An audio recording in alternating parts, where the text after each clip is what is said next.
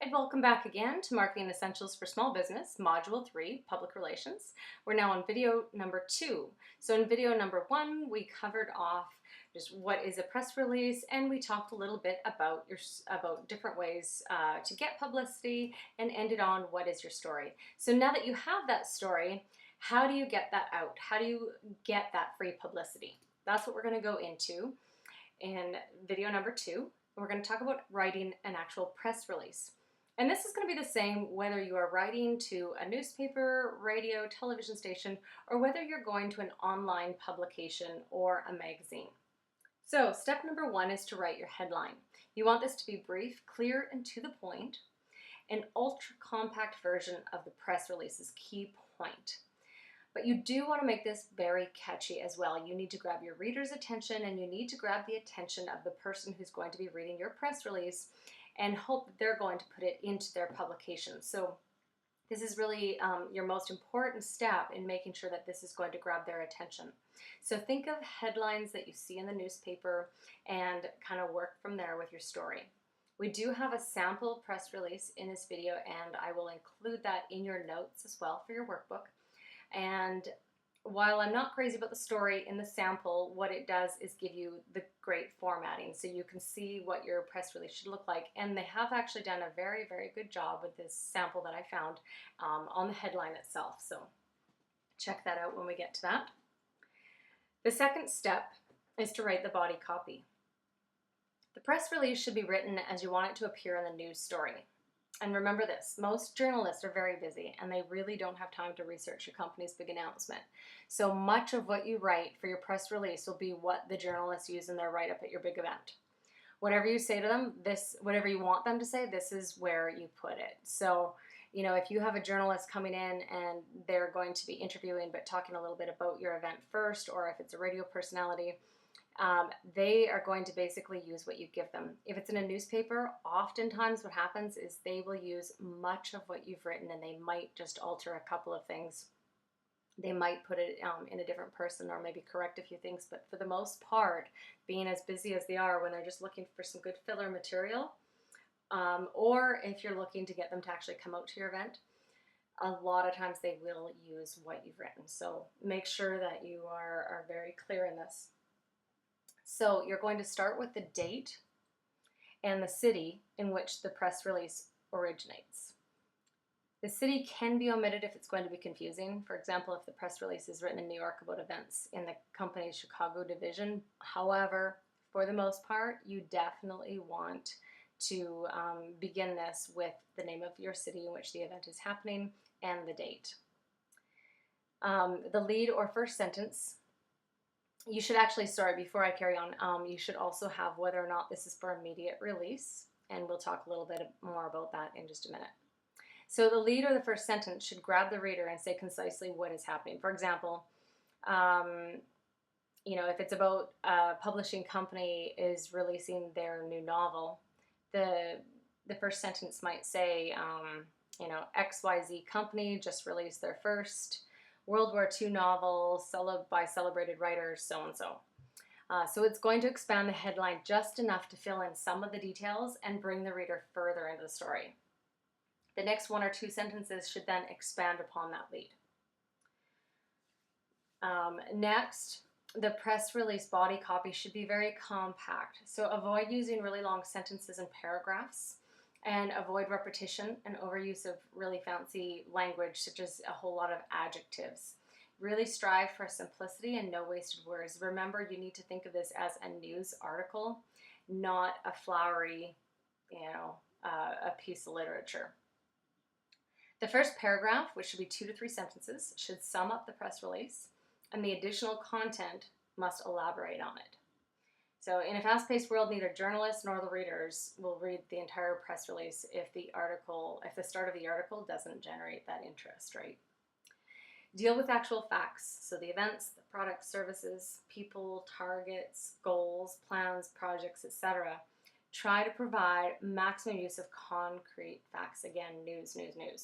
Simple method for writing an effective press release is to make a list of the following clarifications: who, what, when, where, why, and how.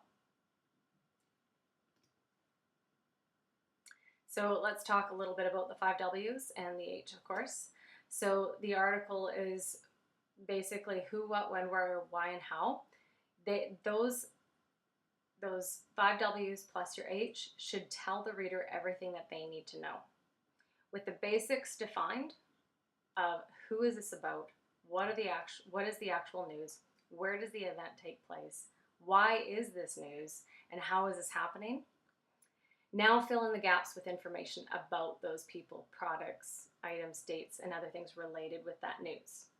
If your company is not the main subject of the news, but the source of the press release, then make that clear in the body as well. Keep it short and to the point. Again, I can't stress that enough.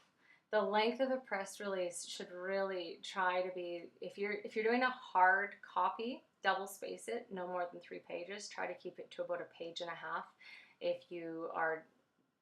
if you're not double spacing. So if you're sending an email, no more than what would normally fit on an 8.5 by 11, 1.5 of those pages. The more newsworthy you make the press release copy, the better chances of it being selected by a journalist for reporting. So find out what newsworthy means to a given market and use this knowledge to hook the editor or reporter. Another thing, it is really important to be out, and we talked about this in the first video, networking, and I can't stress it enough.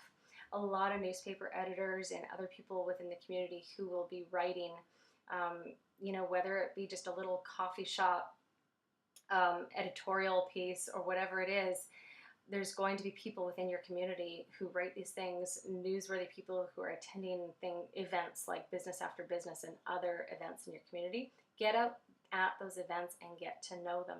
Talk to them when you have exciting things coming up, and just being in front of them, showing an interest in them and what they do is just going to increase your chances substantially of getting that press release out to the public.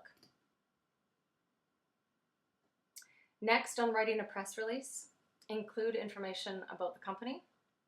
When a journalist picks up a press release for a story, he or she would logically have to mention the company, of course, in the news article. This just makes it much easier for the journalist to get the company information. So the title for this section should be about XYZ company, so your company, of course. After the title, use a paragraph or 2 to describe your company with 5 or 6 lines each. If you can fit it into one paragraph, that's even better. The text must describe your company, its core business, and the business policy. Many businesses already have professionally written brochures, presentations, business plans, etc. That introductory text can be put here, or if you refer back to when you wrote your script for meeting the customer's pain points, we typically work with customers who are fed up with blah, blah, blah. They're frustrated with this, this, and this, and we help those customers buy blah, blah, blah. So you can use that script here as well. At the end of this section, make sure that you point to your website, and this link should be exact and complete, and a complete URL without any embedding, so that even if the page is printed, you can see the entire URL. So you don't want it just to be a link that says, click here to visit the website. You want to put your full website, including the http://www,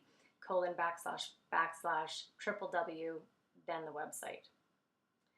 Companies that maintain a separate media page on their website that contains their press releases and press information, you need to point to that URL here as well.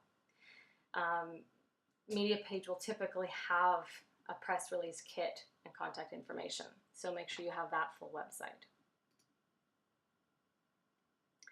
Next, tie it together, provide some extra information links that support your press release. For instance, if we think back to the press release that I'm going to be putting together for my business and the training that I'm doing through the Chamber Learning Network and BC Micro Business, in this case, I would add extra informational links for the Chamber Learning Network and for BC Micro Business. And if you have an online press release, there are companies online that offer services for press releases. We will talk about that next as well in the next video. If you do have an online press release, include that link here as well. And next, add your contact information. So if your press release is really newsworthy, journalists will probably want more information, and they might want to interview key people associated with it. So make sure you have the contact information of who that contact person is for this particular story. So if you have one person who is the major role player in putting on an event, then make that contact person that person. And I will say as well, sometimes companies will automatically put the CEO of the company or the owner of the company. If that person is not comfortable in front of a camera or comfortable on the phone doing an interview, it's more important that you use somebody within the company who's going to be a good representative. So just make sure that you think about this ahead of time. Think about who's going to do a good job at representing the company, and make sure that you sit down together and talk about possible questions that could be asked, and just discuss how those questions should be answered. At the very end of any press release, it is common practice to put in 3 pound symbols, and this just indicates the end of the press release. And one more thing to mention is just to include a call to action in your press release. This is information on what you want the public to do with the information that you're releasing. This is just a few more tips here for writing a press release. For example, do you want the readers to buy a product? If so, include information on where the product is available. If you want readers to visit your website or enter a contest or learn more about your organization, include that website address or your telephone number. For instance, going back to my press release, I could say, for more information on how to apply for government funding, call Trina if I wanted them to give me a call and I wanted to make sure that I could touch base with them. Just remember, again, like I said, if you are emailing the press release, use your headline as your subject line. Some people actually like to write their headline once they've finished compiling the entire press release. And this can just be helpful, and sometimes after you've begun to put the story together on paper, it just makes it a little easier to find a subject line that will really grab the reader. And make sure that if you are sending this by email, you don't go overboard on your formatting. If you are one of those people who has your formatting in your email as some script font or something that's a little bit unusual or colored, and some people like to have that formatted into their emails, make sure that for a press release you simply go back to a very plain font like Tahoma, Arial, Times New Roman, and go very easy on bolding, italics, etc. So keep it very simple, straightforward. If you have a lot of color and a lot of silly stuff, they simply won't take it seriously. Again, in the beginning of the press release, you can put for immediate release. If you don't, they will basically assume that any press release that you send them is ready to be released at any time. It is standard practice, if you are waiting and you want to release the information to the press early and you don't want it released to the public until a certain date, you can put embargoed until, but for most businesses, I would suggest that you just simply don't send the press release until you are ready for that information to go to the public. And again, this isn't always about this just appearing as an article in a newspaper. Sometimes it's actually going to draw a journalist out to your event. And avoid using jargon or specialized technical terms. If accuracy requires the use of an industry-specific term, then define that term. For instance, if I was doing a press release and I was talking about some of my courses, I wouldn't simply put SEO. If I wanted to put in SEO, I would at least define that as search engine optimization. A lot of people will know what SEO is, but not everyone will. So you want to make sure that you're not using any sort of specialized technical terms. And the new press release. So if you go to prweb.com, and the link will be in your workbook, you will see a basic release, the press release template. And for the service that you can sign up for, I believe it's around $100 per press release. There will be a website shown in your press release. Your press release will actually be hosted on their site, and it will also be submitted to major search engines like Google, Yahoo, Bing, etc. So this actually can be a very powerful tool. It also goes to major online news sites like Yahoo News and Topics, and has the hosting of your release will be permanently on their site. There's a few additional factors, such as determining where this is actually released, and you can pick some demographic areas. So it's worth checking out prweb.com, particularly if you put on any sort of large community event. Then this will just help this to come up, your press release to come up in search engines. So this is a great tool. And once again, that link will be in your workbook. And here's another thing that will be in your workbook, and this is just so that you can see the basic outline of a press release. So at the top we have for immediate release. And while this is a little bit of a silly story, at least they have turned this into, and this is just a sample, so the story really doesn't matter in this case, but the headline here, "Competition is healthy, says lemonade stand queen." This is a phenomenal headline for the story that they put together here. And as a subject in an email, this would definitely stand out and make a journalist want to take notice. As you can see, they've got Hamilton, New Zealand in this sample, November 12th, 2012. So they've got the city and the date. And then again, that first, remember if we step back here to our body copy, the lead sentence should grab the reader and say concisely what is happening. So going back, again, they simply elaborate on that headline. And then they go into a very brief summary in the body and contact information and the 3-pound symbols. So that wraps it up for video number 2. Please join me again for video number 3, and we will be talking about how to deal with bad PR, as well as monitoring your online reputation. So I'll see you in the next video.